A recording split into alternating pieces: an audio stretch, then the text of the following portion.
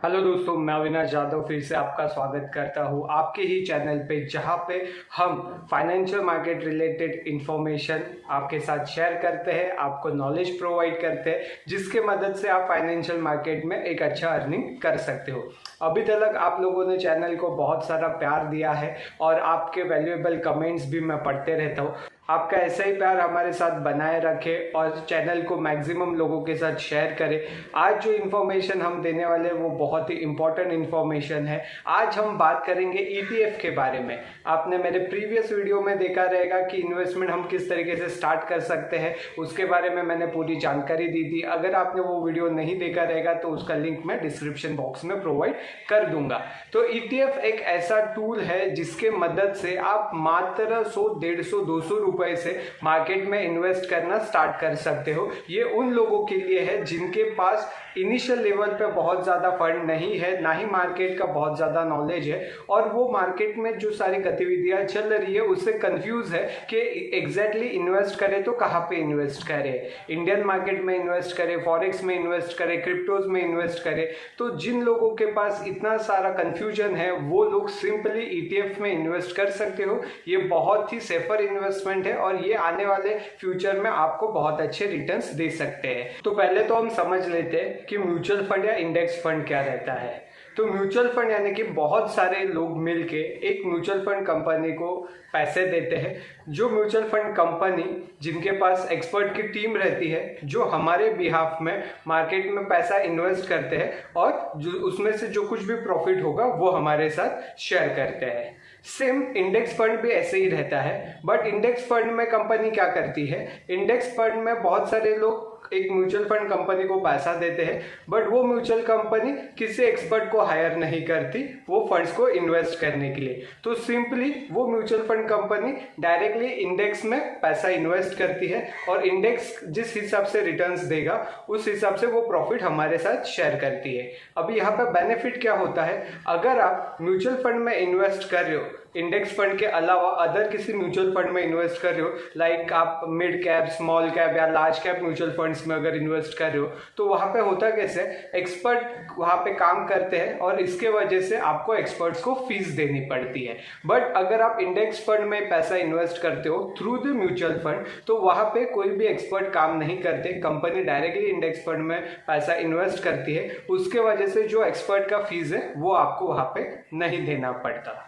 अब हम जानते हैं कि ईटीएफ क्या होता है। ईटीएफ का फुल फॉर्म है एक्सचेंज ट्रेडेड फंड। ये 99% इंडेक्स फंड की तरह यानी कि पैसिव फंड की तरह काम करते हैं। इसमें किसी भी प्रकार का एक्टिव स्टॉक सिलेक्शन नहीं होता, ये सिंपली इंडेक्स की तरह वर्क करता है। इसका मतलब यह है कि वो इंडेक्स को आउट परफॉर्म नहीं कर सकते, यानी कि यहाँ पे कोई एक्सपर्ट का टीम नहीं रहता जो आपके लिए बेस्ट स्टॉक को पिक करेगा और आपको इंडेक्स से ज्यादा प्रॉफिट करके देगा। यहाँ पे इस तरीके का काम नहीं होता। ये सिंपली क्या करेंगे, अगर वो सेंसेक्स इंडेक्स फंड है तो वो सेंसेक्स में जितने स्टॉक लिस्टेड है उन्हीं स्टॉक्स में इन्वेस्ट करेगा और जिस तरीके से सेंसेक्स आपको रिटर्न्स देगा, आपका ईटीएफ भी उसी तरीके से आपको रिटर्न्स देगा। तो अभी हम जानते हैं कि इंडेक्स फंड और ईटीएफ में एग्जैक्टली डिफरेंस क्या है, क्योंकि दोनों भी इंडेक्स फंड की तरह ही इंडेक्स में इन्वेस्ट करते हैं। पहला मेजर डिफरेंस, ईटीएफ यानी कि एक्सचेंज ट्रेडेड फंड, इसके नाम में ही लिखा है कि आप इसे किसी भी एक्सचेंज से बाय कर सकते हो, यानी कि एनएससी बीएससी में ये ट्रेड करते हैं, आप वहां से इसे बाय और सेल कर सकते हो। अगर आप शेयर्स खरीदते हैं तो आप काइट एप्लीकेशन से खरीदते हैं, और अगर आपको इन्वेस्टमेंट म्यूचुअल फंड्स में करना है तो आप कॉइन एप्लीकेशन से करेंगे। काइट एंड कॉइन एप्लीकेशन ये प्रोवाइडेड बाय जीरोधा है। मैं खुद ये यूज करता हूँ क्योंकि ये बहुत ज्यादा कन्वीनियंट लग पड़ता है, और अगर आप भी इसे यूज करना चाहते हो तो मैं रिकमेंड करूंगा कि आप जीरोधा ही यूज कीजिए, जिसके डिटेल्स के लिंक आपको डिस्क्रिप्शन बॉक्स में मिल जाएंगे। अभी जानते हैं कि ऐसा क्यों होता है। तो जब भी आप कोई स्टॉक खरीदते हो तो स्टॉक आप फर्स्ट टाइम में ही डायरेक्टली कंपनी से खरीदते हो जब उसका आईपीओ आता है। उसके बाद अगर आपको वो स्टॉक या शेयर खरीदना रहेगा तो आपको एक्सचेंज से ही खरीदना पड़ता है। उसी तरीके से जब म्यूचुअल फंड आप खरीदते हो तो म्यूचुअल फंड आपको एक्सचेंज से खरीदने की जरूरत नहीं पड़ती, वो आपको डायरेक्टली म्यूचुअल फंड कंपनी से ही खरीदना पड़ता है। तो इसी वजह से ईटीएफ जो है वो एक्सचेंज ट्रेडेड फंड है, इसलिए वो NSE या BSE पे अवेलेबल होता है, तो आपको अगर खरीदना है तो थ्रू NSE और BSE आप उसे परचेज कर सकते हो। अभी जानेंगे कि ETF और म्यूचुअल फंड ये एग्जैक्टली वर्क कैसे करता है। तो पहले जानते हैं म्यूचुअल फंड के बारे में। म्यूचुअल फंड में आप जैसे ही पैसा इन्वेस्ट करते हो वो म्यूचुअल फंड कंपनी के पास जाता है। जैसे ही आपका पैसा म्यूचुअल फंड कंपनी के पास गया, वो आपके बिहाफ में उसे इन्वेस्ट कर देते हैं इंडेक्स फंड में, राइट, और उसके अगेंस्ट में आपको अपने फंड का यूनिट्स प्रोवाइड कर देते हैं। इस तरीके से वो शेयर्स खरीदते जाते हैं। एग्जाम्पल लेते हैं कि आज अगर उनके पास 1 CR आया तो नेक्स्ट डे वो 1 CR के शेयर्स खरीद लेंगे। उसी तरीके से आपने अगर म्यूचुअल फंड से पैसा विड्रॉ किया तो सिंपली वो शेयर्स को बेच के आपके यूनिट्स के हिसाब से जो रेट चालू है आपको पैसा रिटर्न दे देंगे।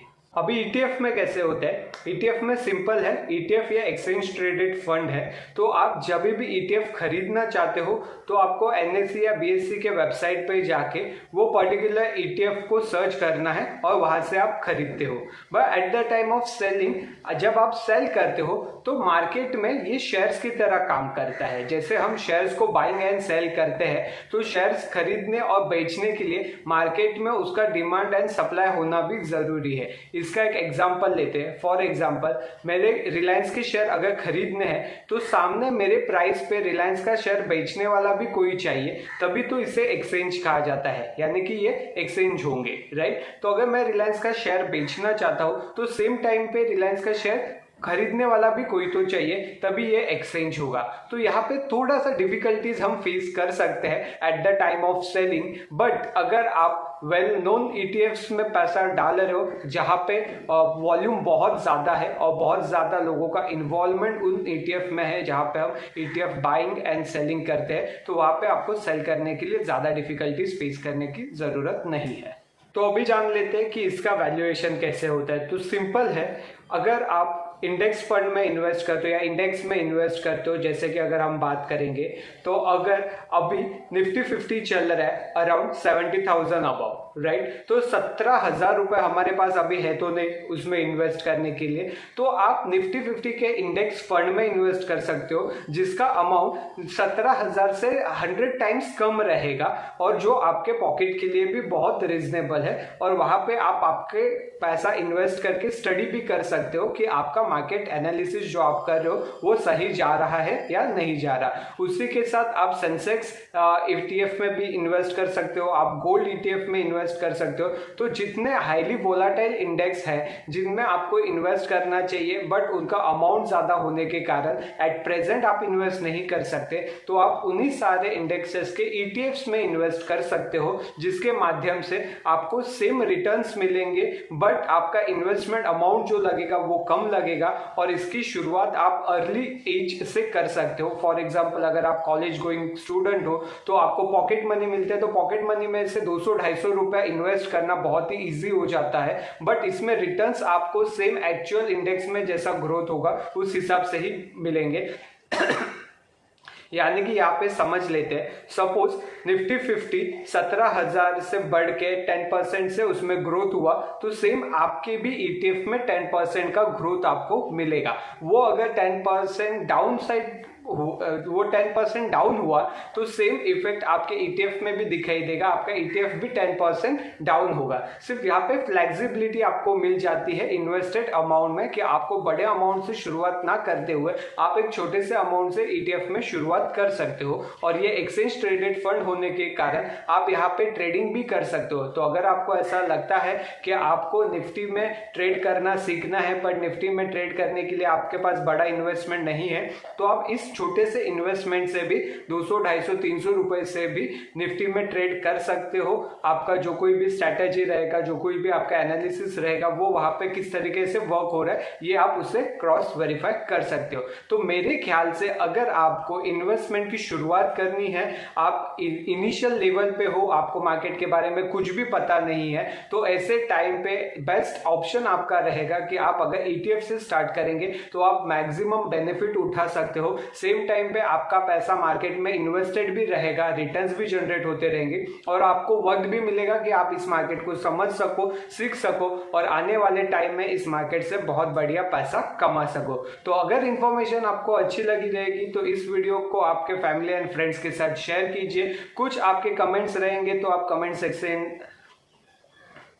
कुछ आपके क्वेश्चंस रहेंगे तो आप कमेंट सेक्शन में पूछ सकते हो। मैं कोशिश करूंगा कि हमारे आने वाले नेक्स्ट वीडियो में उसका जवाब दे सकूं। और अगर मेरे इस इंफॉर्मेशन से आपको कुछ वैल्यू मिलती है तो डेफिनेटली हमारे चैनल को सब्सक्राइब कीजिए और वीडियो को लाइक करना ना भूलिए। और अगर स्टॉक मार्केट और फॉरेक्स मार्केट रिलेटेड आपको कुछ सीखना है तो आप हमारा एप्लीकेशन डाउनलोड कर सकते हो, जिसका लिंक मैं डिस्क्रिप्शन बॉक्स में दे दूंगा। तो बस आज के लिए इतना ही। Avinash Yadav signing of.